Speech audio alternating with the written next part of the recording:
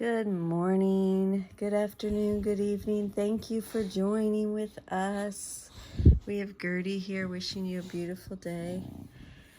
We are in A Course in Miracles. This is the combined volume by Foundation for Inner Peace. We are picking up in Chapter 19, The Attainment of Peace, Section 4, The Obstacles to Peace. This is the third obstacle, C, the attraction of death, and we are in the incorruptible body, picking up on paragraph 9 today. I would like to remind you, or at least share my experience. That's all I can do. I can't tell you what to do, or obviously. But my experience with the text is I've been in the text I've been in A Course in Miracles since 2007, first hearing of it in 2003. So trying to analyze it did not work for me, okay? I had to be with it on a daily basis, a little bit each day, practicing the lessons and reading the text. And that's why I read in such short increments, because to me, it's about being with the text and letting it reveal itself to you, rather than trying to pull it apart and figure it out. It's sort of like letting go and allowing Holy Spirit to speak to you. Not sort of like, it is the same thing.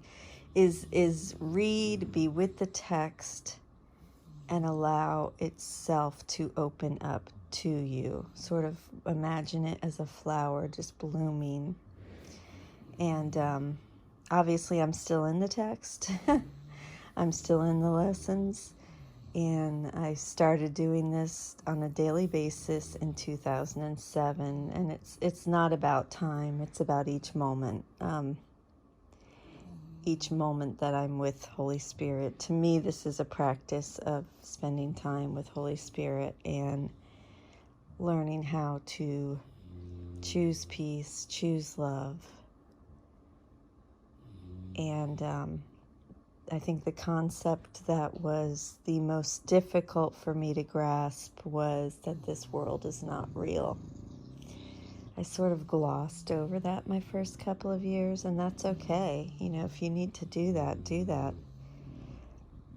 The fundamental truth always rang true to me very strongly. Strong enough, so strong that I could gloss over that for a few years, if that makes any sense.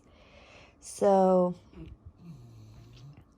you know, I just encourage everyone to, old or new, to allow A Course in Miracles to reveal itself to you. Show up, do the work, and allow it to open up. Allow it to bloom. And practice it. Practice, practice, practice, practice, practice, practice, practice, practice. Because it's all in the moment. It's all in the moment. One moment I'm like, rah, rah, rah, rah, rah, rah. Politics, COVID, yada, yada. And then the next moment I'm Holy Spirit, Holy Spirit. And when I'm right-minded, I have nothing but peace, joy, and love. And when egos, and if I witness egos as attacking me, that's because I'm attacking them. So that's been a little challenging for me as well. So just, I don't know, I'm rambling on now, way too long. But I love you, and I want this to reveal itself to you. That's why I don't comment a lot on the readings unless I'm inspired. And if I'm inspired, that is from Holy Spirit, because I try to keep my ego out of this. And I do this because that which you give, you receive. It really is so good for me, you know. I've been doing it for years. It's sort of a habit I haven't been willing to give up. It's a big part of my day and a big part of my meditation and a big part of my life. And it keeps me right-minded. at least in these moments. I love you. Okay, I'm going to read. I'll shut up now. The fear of death will go as its appeal is yielded to love's real attraction.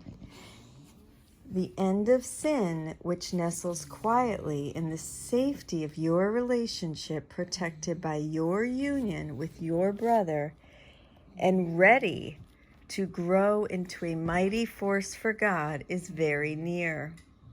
The infancy of salvation is carefully guarded by love, preserved from every thought that would attack it, and quietly made ready to fulfill the mighty task for which it was given you. Your newborn purpose is nursed by angels, cherished by the Holy Spirit, and protected by God Himself. It needs not your protection, it is yours, for it is deathless, and within it lies the end of death. What danger can assail the wholly innocent? What can attack the guiltless? What fear can enter and disturb the peace of sinlessness? What has been given you, even in its infancy, is in full communication with God and you. In its tiny hands it holds in perfect safety every miracle you will perform held out to you. The miracle of life is ageless, born in time, but nourished in eternity. Behold this infant to whom you gave a resting place by your forgiveness of your brother, and see in it the will of God. Here is the babe of Bethlehem reborn, and everyone who gives him shelter will follow him, not to the cross, but to the resurrection and the life. When anything seems to you to be a source of fear, when any situation strikes you with terror and makes your body tremble, and the cold sweat of fear comes over it, remember it is always for one reason. The ego has perceived it as a symbol of fear, a sign of sin and death. Remember then that neither sign nor symbol should be confused with source, for they must stand for something other than themselves. Their meaning cannot lie in them, but must be sought in what they represent. And they may thus mean everything or nothing according to the truth or falsity of the idea which they reflect. Confronted with such seeming uncertainty of meaning, judge it not.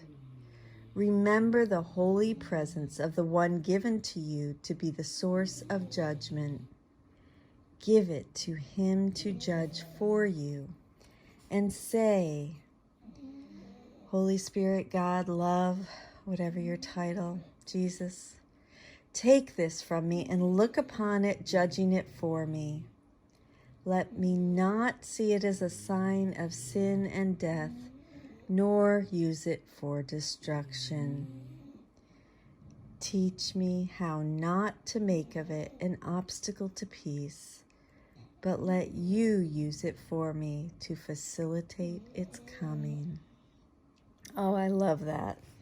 That's just beautiful, and what a perfect ending to this section. I thank you so much for joining with me. Let's hold on tight to this through this time in America, at least, or in the world. It's a hard time for everyone. 2020. I love you. Have a beautiful day. And let us remember that anything in this world really is a sign of sin and death. Let us go to Holy Spirit and not use anything in this world as an obstacle to peace, but let us choose, an obstacle to peace, but let us choose peace over it. Sorry. Have a beautiful day. I will see you tomorrow, and thank you for listening to me today. Bye.